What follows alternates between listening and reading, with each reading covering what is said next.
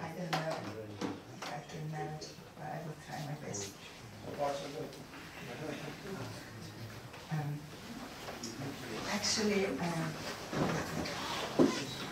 Actually, my research is on election fraud, and I took some villages in one of the Armenian Mars, and the result was absolutely shocking.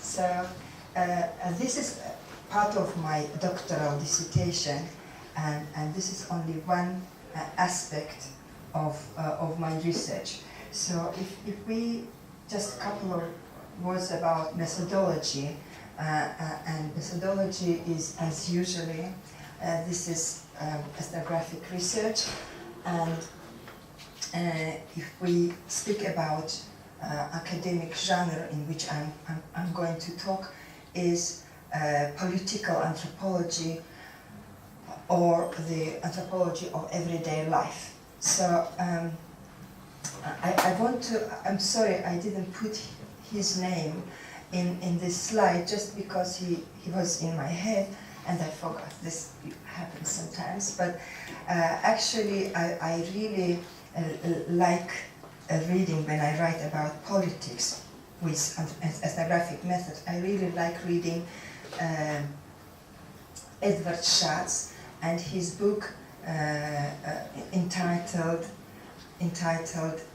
Immersing Ethnography. This is about writing about politology, political sciences, and using ethnographic method. But I'm going to talk about electoral fraud in one particular village in Massis region, and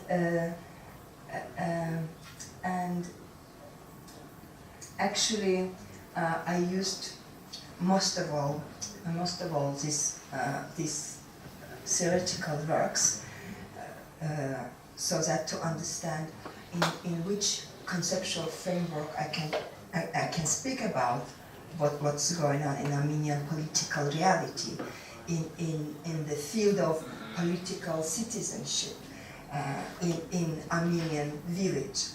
So you know, I just want to speak kind of more pointedly about Milena Bagdasaryan, because she went to the point and she wrote about the same topic just in kind of different villages, but even the group, the so-called research participants, I mean socially and their social background are the same.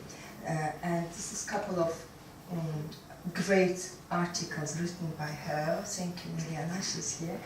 And I really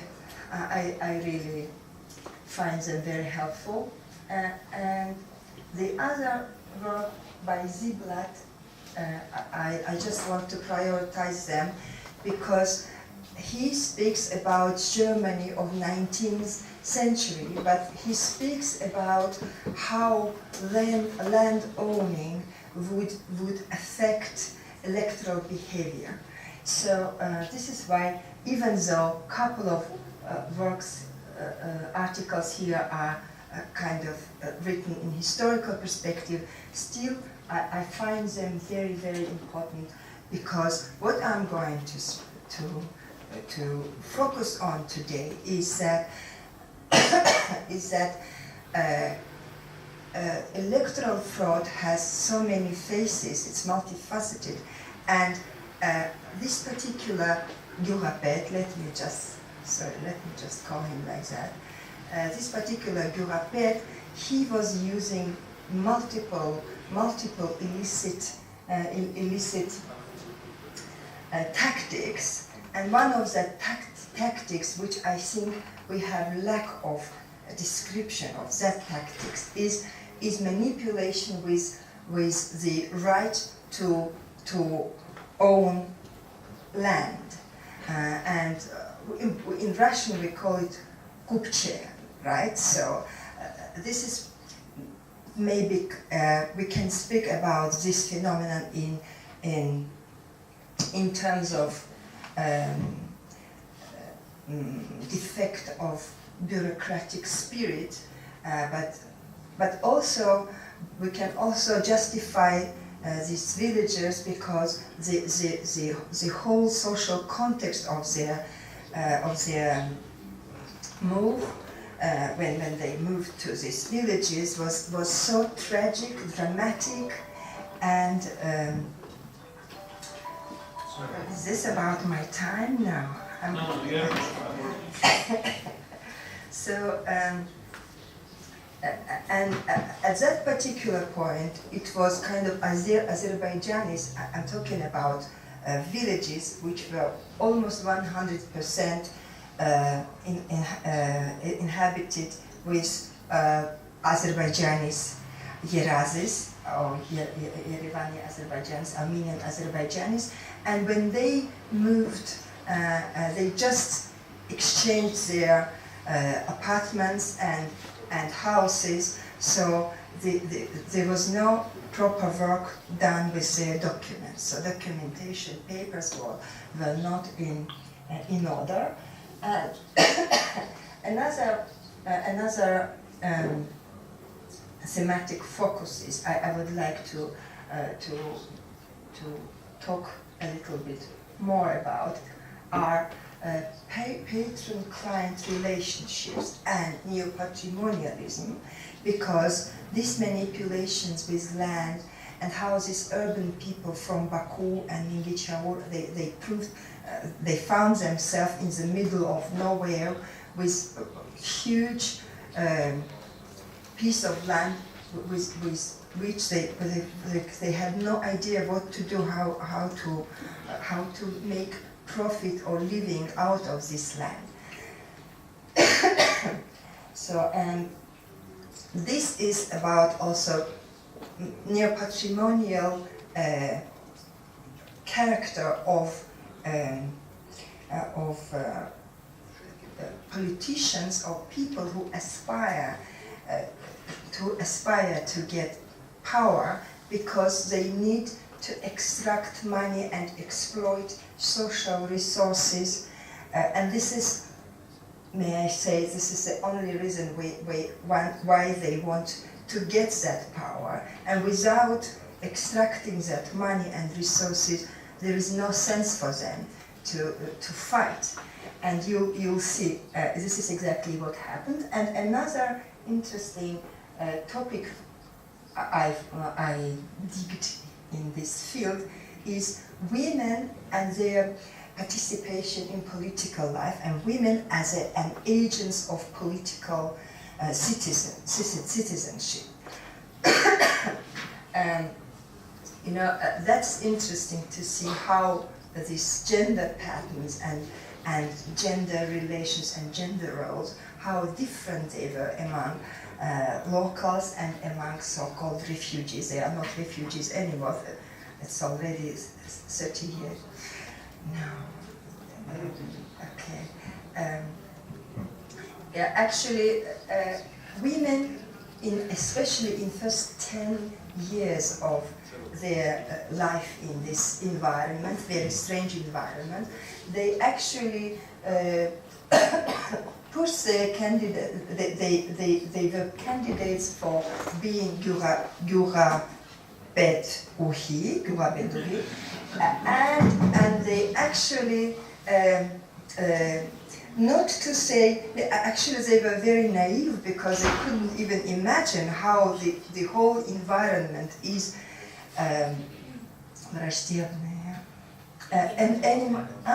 hostile to what they dare to do. And yeah, unfortunately, I could speak about this for half an hour, but I cannot. And and social welfare and all these questions, this patron-client relationship, and this sense of obligation. What was really what shocked me, that when I was talking to people, okay, if you need those 3,000 drams okay, you take them. Just, you can vote for whoever you want. Keep having those 3,000 drams because this is maybe your money, because they don't pay taxes, etc., etc. So nobody can control you. And the answer was always like in this manner, like sense of obligation. We are moral people, we have moral compass inside, so we can't lie. We took those 3,000 drams, we have to vote, and also these conspiratorial explanations that we were given pens, and those pens were with small cameras, etc., etc. This is why we can't cheat. Yeah, I'm sorry, but I have only 4 minutes to show you these slides. This is the school where the whole election happened, and pre-election events were even more interesting because I could talk. Oh, by the way, this is the mayor of Massy, now having this Gerastrata Vaslava, very. He actually stained his reputation with a terrible attitude to protesters now, but at that time everybody would speak about him as a very advanced young mayor, but whenever I went to ask for interviews, I never get any interviews or information. I'm going to be quick. So, what happened this year in this village, and I deliberately put a lot of names so that to confuse, because I want to protect identity of my research participants, but I call them, so 30 years we had that Argishti, and Argishti was actually robbing and taking all money and using, and he actually exploited the funds of village terribly. But this year, for some reason, that was before revolution, by the way, in March, it happened, and people actually were very angry, and it was so obvious that they are going to definitely change that previous Durabet. And I called first candidate, who was, by the way, I had great access to field, and I used my family network, my kinship network, etc., etc. This is why, I can talk longer than I have to stop. Okay, I hope you will, I hope you will ask me questions, and I will be able to talk more. But actually, it can be called descriptive research, but I think I have I have not pragmatic, but how the implementation dimension in this research, because especially in New Armenia, with our really new democracy, I would really recommend to reform or to check cadastry. I don't know how to say cadastry. Cadastry was right. Land registers, because this is the nestle where this illicit tactic and illicit electoral behavior happens. Thank you very much.